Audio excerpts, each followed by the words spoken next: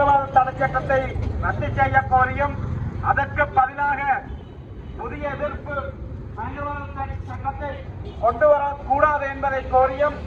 அரசியல் கைதிகள் குறிப்பாக இன்னும் மீதம் இருக்கக்கூடிய 13